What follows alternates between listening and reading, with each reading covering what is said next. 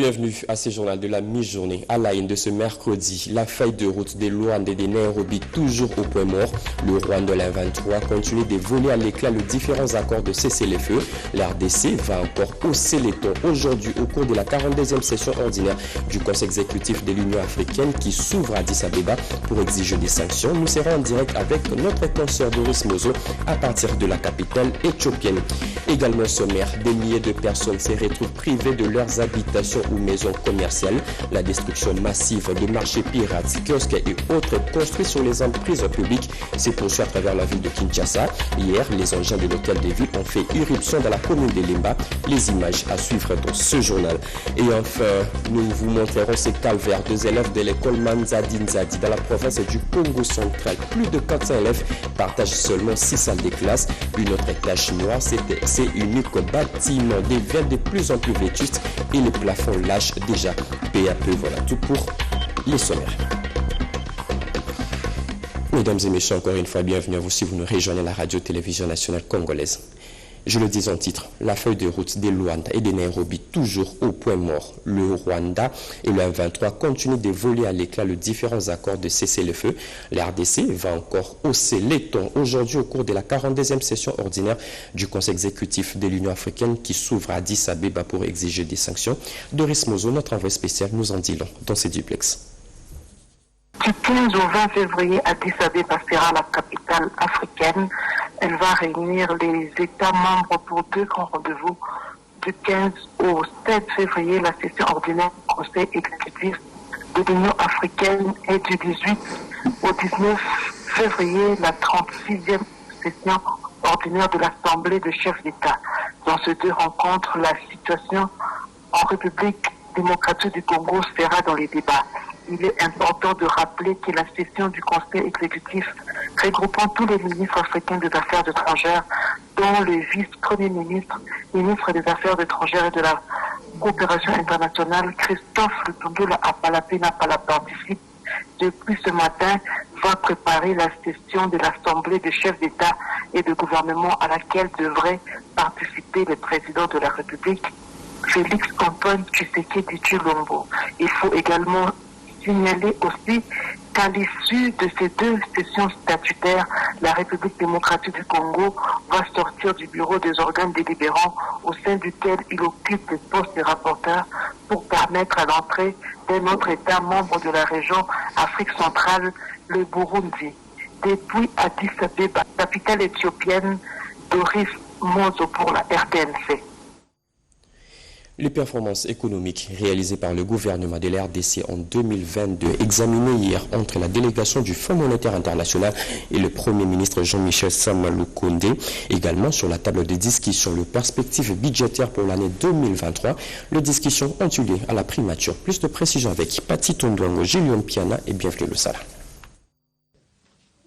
Conduite par sa chef de mission Vera Mercedes, la délégation du Fonds monétaire international a passé en revue avec le Premier ministre Jean-Michel Sama Lukonde Kyenge. C'est mardi 14 février 2023, les performances économiques résilientes réalisées par le gouvernement Sama en 2022, mais également les perspectives budgétaires pour l'année 2023. Nous avons eu une discussion ensemble sur la gestion des politiques macroéconomiques, la politique budgétaire, la politique monétaire pour les prochaines années, en vue de développement récent au niveau de la taux de change, au niveau de l'évolution de l'inflation et aussi dans un contexte de détérioration de la sécurité à l'Est.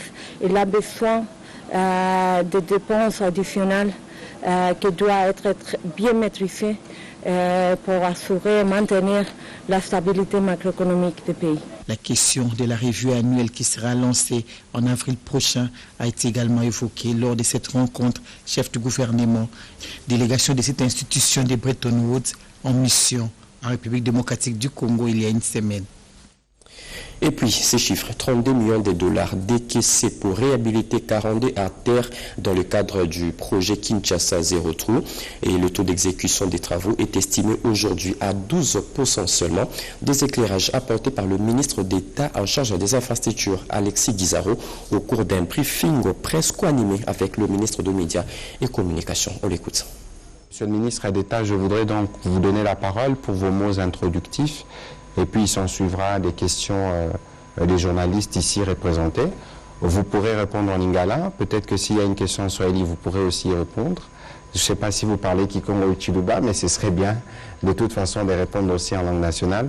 Monsieur le ministre d'État, vous avez la parole. Le projet Kinshasa Zéro Trou, c'est un projet qui est entièrement financé par le Trésor public. En fonction du budget qui nous était alloué, à peu près 32 millions de dollars, on a identifié 42 artères, et cela sur une longueur d'intervention d'à peu près 86 km. Et je tiens à préciser ici qu'il s'agit ici uniquement des voiries revêtues.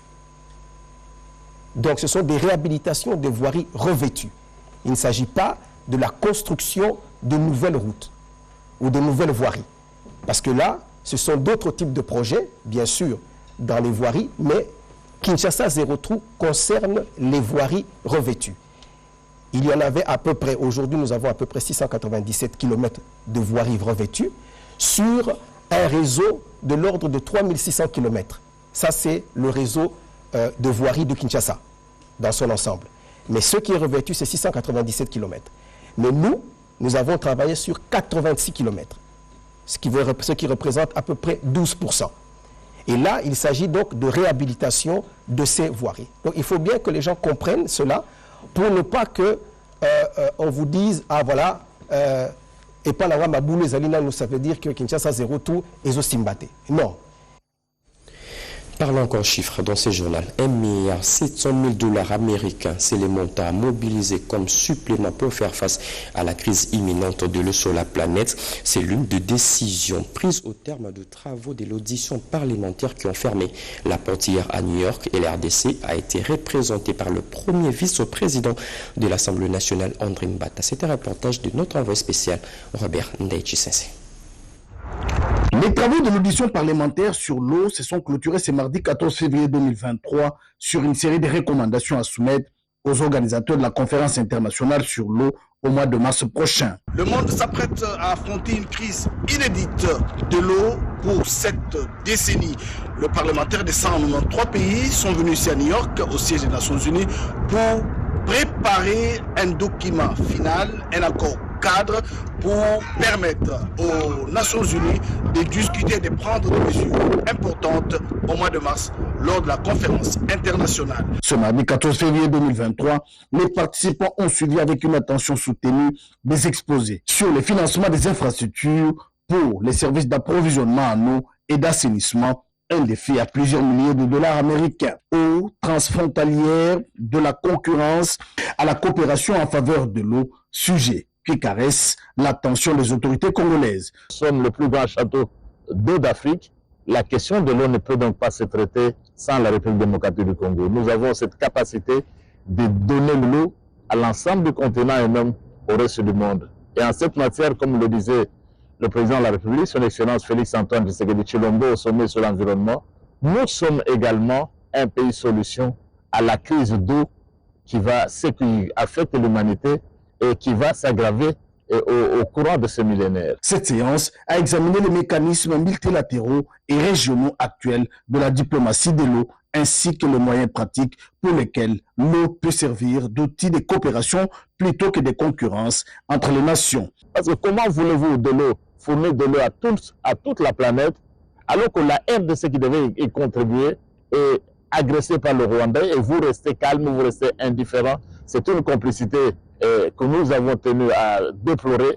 Le premier vice-président de l'Assemblée nationale, professeur André Mbata Betoukoumessou, a reçu les félicitations de la présidente de séance pour la participation active de la République démocratique du Congo à cette audition parlementaire aux Nations Unies. Depuis New York, Robert Ndaye pour la RTNC. Et puis, cette date à inscrire sur vos agendas, le 16 février 2023, donc demain, c'est la date retenue pour le lancement de l'opération d'identification et d'enrôlement des électeurs dans l'ère opérationnelle 3 qui concerne principalement la partie est de la RDC. Pour l'heure, la CENI procède encore à la sensibilisation de la population de ces coins. Voici cela dans ce reportage signé Geresto Funge et Téti Samba. À la tête d'une forte délégation de la Commission électorale nationale indépendante, le rapporteur adjoint de la CENI, Paul Mouindo Moulember, séjourne dans les provinces du Nord et Sud Kivu pour une mission de sensibilisation de la population à participer massivement à l'opération d'identification et d'enrôlement des électeurs dans l'ère opérationnelle 3 qui débute ce jeudi 16 février 2023. Dès son arrivée dans la ville de Goma, le membre du bureau de la CENI a eu une séance de travail avec les membres du secrétariat exécutif provincial ainsi que le personnel opérationnel, notamment les membres des centres d'inscription, les contrôleurs techniques territoriaux et provinciaux, dans l'objectif de conscientiser ces agents électoraux sur les différentes tâches qu'ils doivent accomplir durant les 30 jours consacrés à cette opération. Paul Mouindo Moulember, rapporteur de la centrale électorale, a échangé par la suite avec le gouverneur de la province du Nord Kivu, Constant Dima, sur l'application des dispositions sécuritaires mises en place pour encadrer le processus qui devra débuter dans les tout prochains jours. Le rapporteur de la centrale électorale s'est également entretenu avec le responsable de la commission d'intégrité et de médiation électorale de la province du Nord Kivu, avec l'évêque principal Joël Amourani. Leurs échanges ont été axés autour de l'accompagnement des confessions religieuses locales qui doivent jouer également leur partition dans ce cadre. Parti de Goma, le rapporteur adjoint de la CENI, Paul Mouindo Moulember, avec sa délégation, s'est rendu dans la province du Sud Kivu pour la même mission.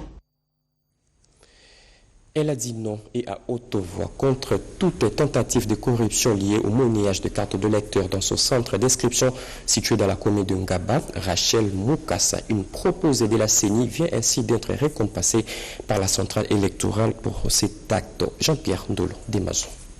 Une femme modèle, une femme d'exception. Madame Rachel Lukoussa Bongela, préposée polyvalente dans un centre d'inscription dans la commune de Ngaba à Kinshasa, a reçu lundi 13 janvier 2023 un certificat de mérite et un prix d'honneur pour avoir refusé la corruption que lui proposaient les requérants. Certes, le fait s'apparente à une insolite, pourtant vraie. Ce sont des organisations féminines en collaboration avec la Commission électorale nationale indépendante qui ont honoré cette femme qualifiée de brave, l'encourageant ainsi à persévérer davantage. La cérémonie de remise de ce prix a eu lieu au siège du secrétariat exécutif provincial à Kinshasa. Madame Sylvie Birimbano, questeur adjoint et représentante personnelle du président Denis Kadima, a présidé cette activité méritoire. Pour sa part, le secrétaire exécutif provincial de la CENI Kinshasa, Madame Anne-Marie Moukwayanzo, a commencé par circonscrire le cadre de cette cérémonie et l'acte de bravoure d'un agent électoral qui a bravé la corruption jusqu'à subir des humiliations. Pour sa part, Madame Faïda Mwangiloa, ministre honoraire, a invité la CENI à continuer d'encourager les hommes et femmes qui se distinguent dans l'accomplissement de leurs tâches au quotidien. C'était bien avant de remettre le certificat d'honneur et de mérite à Madame Rachel, qui a fait preuve d'intégrité et de courage exceptionnel pour s'opposer à tous ses collègues et agents de l'ordre en respectant les procédures de la CENI. 4 mois depuis qu'un nouveau comité dirigeant est à la tête de l'office de route, son directeur général était hier devant le membre de cette entreprise publique pour faire le bilan de ses réalisations, tournées en majorité dans la lutte contre les érosions dans plusieurs coins de la RDC. Joël Makela était sur place.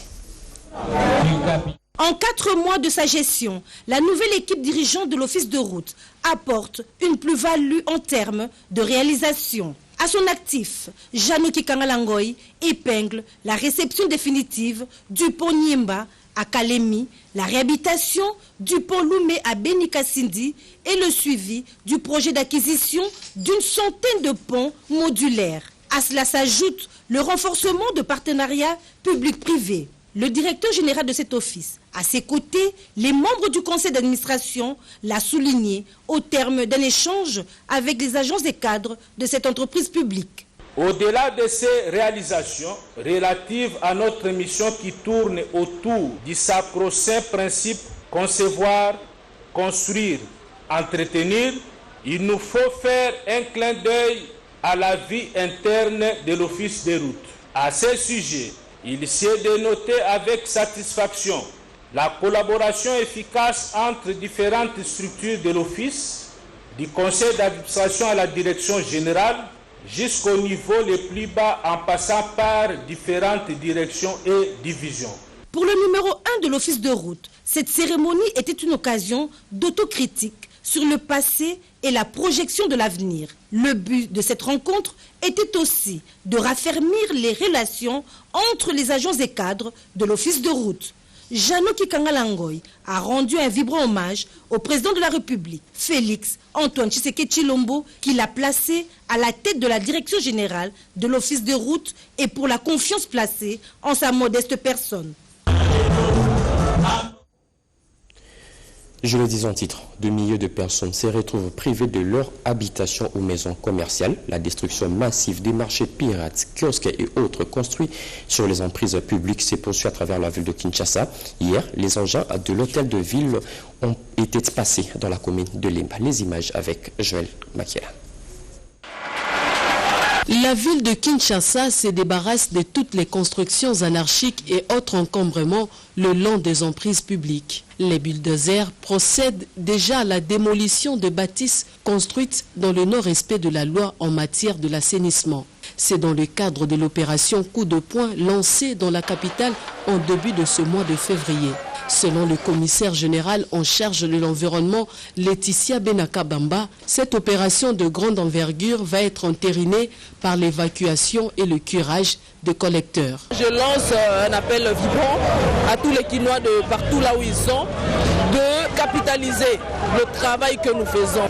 La ville de Kinshasa mérite mieux et notre pays beaucoup mieux, et tout ceci conformément à la vision du gouverneur de la ville de Kinshasa, Gentini Ngobila Mbaka, avec lequel nous sommes sur terrain. La semaine prochaine, je vais passer beaucoup plus de temps à évacuer partout là où nous avons déjà cassé, et pour voir déjà les experts devront descendre sur terrain pour finaliser les plans d'élargissement des routes. Au-delà de l'assainissement, l'opération Coup de poing revêt un caractère pédagogique, à savoir interpeller la population afin de construire dans le respect de normes urbanistiques.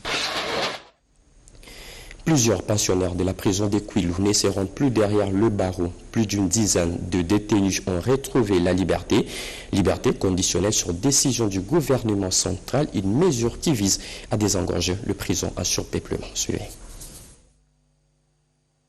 C'est un geste de réconfort et d'humanisme qui vit la population du territoire de Ngungu dans la province de Kwilu.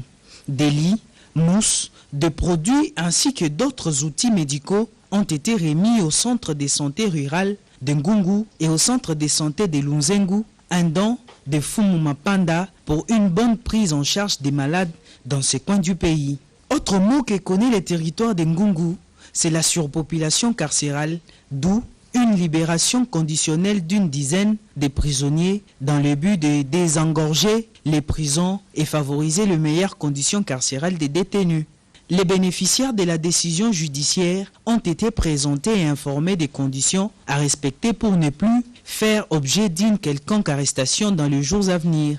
Par ailleurs, l'autorité coutumière a réuni autour d'elle plusieurs notables de Ngungu. Avec eux, ils ont évoqué les questions liées à la sécurité sociale et le bien-être des habitants de leur ressort. C'est par un culte d'action des grâces que le message de l'unité et l'amour du prochain a été relayé aux chrétiens pour favoriser une cohésion à toutes les couches sociales dans la province de Kwilu.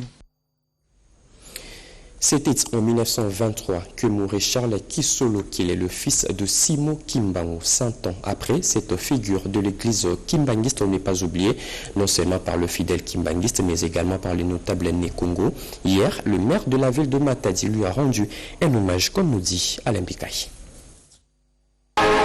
Chaque 12 février de l'année, les fidèles kimbanguistes se souviennent de la naissance de Daniel Charles Kisolo Kele, fils aîné de Simon Kimbangu.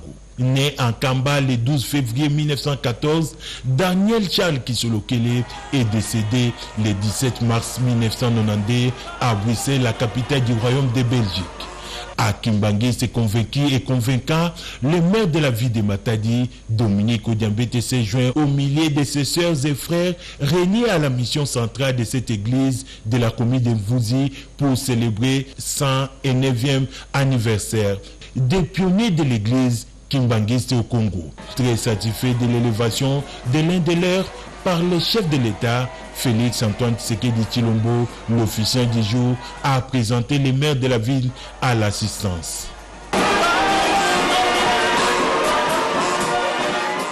Séance tenante, les représentants provinciaux de l'église Kimbangiste a plaidé pour l'asphaltage du tronçon routier reliant Momo à Mikondo en passant par l'église Kimbangiste. Le numéro 1 de cette église dans la ville de Matadi a exhorté les Kimbanguistes à prier pour le chef de l'État Félix Antoine Tshisekedi et leur frère Dominique Odiambete pour la réussite de son mandat à la tête de cette ville.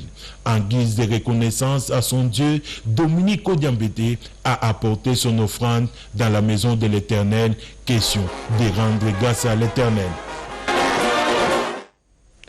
J'en reviens sur ce que je disais au sommaire. C'est un véritable calvaire que vivent les élèves de l'école Manzadi Nzadi dans la province du Congo central. Plus de 400 élèves de cette école partagent seulement 6 salles de classe. Une autre tache noire, cet unique bâtiment devient vétuste et le plafond lâche déjà peu à peu. Gaëtan Magalano. Il est 10 heures, c'est l'heure de la récréation, moment propice pour les Lokinzonzi, élève à l'école Manzadi Nzadi Congo située dans les territoires de Monda pour écouler ses arachides. L'école, c'est aussi un gagne-pain pour cet élève. C'est à qui rend leurs arachides 100 francs. Oui. Dans la salle, 6 élèves de l'école secondaire suivent attentivement la leçon du jour.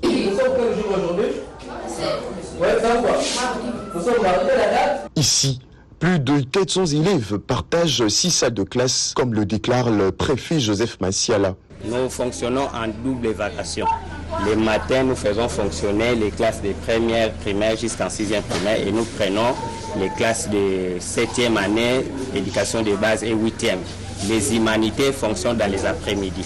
Gratuité de l'enseignement primaire, oui, mais les nouvelles unités, pas encore prises en charge par le gouvernement, le préfet lance un SOS. Nos jeunes, ils sont sacrifiés, ils n'ont rien, mais ils se donnent quand même cette volonté-là de venir enseigner. Pour Joseph Massiala, les infrastructures scolaires posent également problème, vu le nombre des élèves. Avec les CISA, nous n'arrivons pas vraiment à héberger tous ces effectifs-là. Situé dans la province du Congo central, l'Institut Manzadi Nzadi Congo attend toujours sa modernisation et la prise en charge totale de 6 enseignants. Crise alimentaire au Kassai oriental. Le gouvernement provincial vient de mettre en place plusieurs stratégies, entre autres le lancement de la saison culturelle. Regardez. Le programme de réserve stratégique alimentaire initié par le gouverneur de province Patrick Mathias Kabeya Machabidi pour lutter contre la crise alimentaire au Kassai oriental est une réalité dans tous les 5 territoires de la province. Ce constat a été fait par une équipe de journalistes qui a fait le tour de ces territoires, guidés par le secrétaire particulier du ministre provincial de l'Agriculture, les responsables des sites et des OP, organisations paysannes et parfois les conseillers du gouverneur de province. Première étape, le territoire de Miabi, avec 310 hectares, dont 80 hectares à Kankelenge, 100 hectares à Bakwansumba et 150 hectares à Chilundu, où le maïs, variété Moudichi, sont en train d'être récoltés et les pré-greniers comme séchoirs déjà fabriqués. On écoute l'ex-Mwanza. L'avènement de notre gouvernement provincial avec à la tête Mathias Kabeya Machabidi, en tout cas, nous trouvons que plus que jamais, le Kassai oriental avec cette stratégie ne va pas encore sérieusement souffrir de la famine. À Kabeya Kamwanga, un site agricole du gouvernement provincial de 100 hectares, les OP, organisations paysannes de 30 hectares appartenant à Madame Kadima ou à Kadima, les maïs de la saison A en train d'être récoltés. Au même moment, les labours pour la saison B a déjà commencé. À Loupatapat, l'équipe a inspecté les champs. Les maïs variété mousse en voie d'être récoltés affichent un rendement très satisfaisant. Les conseillers du gouverneur en charge de l'agriculture expliquent concrètement l'appui du gouvernement provincial aux organisations paysannes OP. Le gouvernement provincial a pris d'abord les intrants pour appuyer les moyens humains, pour chasser la famine dans nos villages. Parce que quand nous allons produire plus, nous aurons maintenant l'autosuffisance alimentaire. La commune de Kacha, dans la province du Sud Kivu, sera-t-elle privée de ces 3 quartiers? Eh bien, les ressortissants de cette commune vivant à Kinshasa haussent la voix pour dénoncer ces processus. Ils plaident plutôt pour l'autonomisation de leur commune. C'est un reportage d'Iverson Kabwaba et Bobo Anan Mokondi.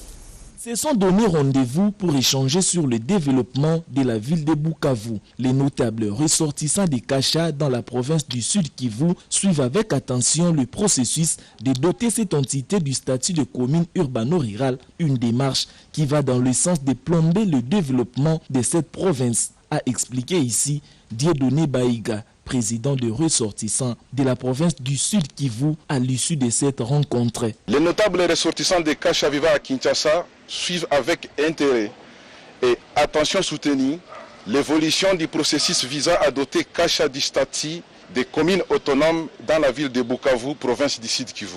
À cet effet, ils s'inscrivent dans la lettre et l'esprit de l'ordre de mission collectif du ministère de l'Intérieur, numéro 25 CAB VPM AOK 447 2002 du 22 novembre 2022, dont l'objet était le traçage et la certification de la carte de la commune de Kasha et non le découpage de la commune de Bagira. L'érection de la commune urbano-rurale de Kasha permettra l'élargissement de la ville de Bukavu dans la province du Sud Kivu, confrontée à plusieurs problèmes urbanistiques et aussi l'exode rural.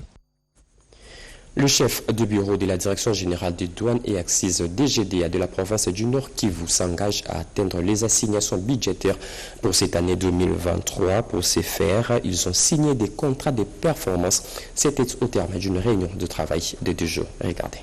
Chefs de bureau de douane au Nord Kivu ont signé ce mardi 14 février 2023 des contrats de performance pour cette année 2023. À l'issue d'une réunion de travail de 2 jours ayant regroupé le comité de direction de la DGDA Nord Kivu, élargi à ses chefs de bureau dans l'objectif d'examiner les stratégies à mettre en place en vue d'atteindre les assignations budgétaires. Il a été question de faire des analyses pour améliorer la mobilisation des recettes, a révélé le directeur provincial de la DGDA Nord Kivu, Jodel Diongo Belinga. Il a invité à cet effet toute l'équipe dirigeante à être en alerte pour atteindre les dites assignations et a promis de faire le suivi des différentes recommandations formulées. En réalité, ça fait suite à une mission que nous avons exécutée bientôt, une semaine, à la direction générale.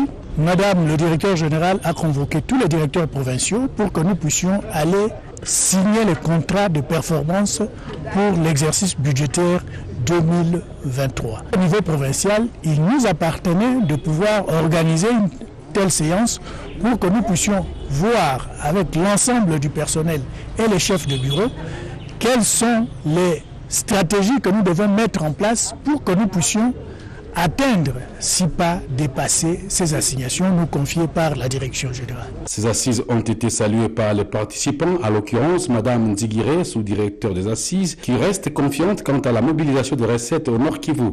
Il faut noter qu'un des grands problèmes dans la mobilisation de recettes au Nord Kivu en 2022 était lié au contexte sécuritaire. Le corps de métier de sage-femme vient à nouveau de s'agrandir. Plus de 100 sages-femmes de la ville de Kinshasa ont prêté serment et tout en promettant de faire le travail conformément à la déontologie exigée par ces métiers nobles. Redépendant nous décrit ces moments de joie. Plus de 100 sages-femmes viennent de s'engager dans la profession. Une cérémonie de prestation de serment a été organisée ce mardi 14 février. 2023 au carrefour des jeunes à Matongui dans la commune de Kalamou ici à Kinshasa. C'était devant le comité directeur de la SCOSAF, entendu la Société congolaise de la pratique des sages-femmes. Selon la présidente nationale des sages-femmes en RDC, Annie Chamalam, les sages-femmes ont un grand apport dans la lutte contre la mortalité maternelle infantile et pour un accompagnement psychosocial des femmes en état d'accouchement. La sage-femme a été formée pour prendre en charge la femme depuis la communauté. Pendant la grossesse, pendant l'accouchement, la sage-femme est appelée à diriger les accouchements. Et la sage-femme travaille avec gynécologue parce que la sage-femme fait ce qu'on appelle gynécologie préventive, l'obstétrique physiologique. Ces lauréats sages-femmes ont été soumis préalablement à un séminaire de renforcement des capacités durant 14 jours. Qu'ils puissent parler le même langage, que la mortalité maternelle et infantile soit réduite dans notre pays. La femme qui vient accoucher, elle a des droits. Elle en a 7. Et les nouveaux-nés qui ne parlent même pas, il a 3 droits. La prestation des serments avant l'entrée dans la profession est d'une grande importance. La SCOSAV plaide pour la création d'un ordre national dont les projets se trouvent au Parlement. Fin de ce journal de la mi-journée. Mesdames et messieurs, ce journal a été réalisé par Yolande Foka, Atacha Machini et Mamitimba. Merci de nous avoir suivis. L'actualité continue sur nos antennes.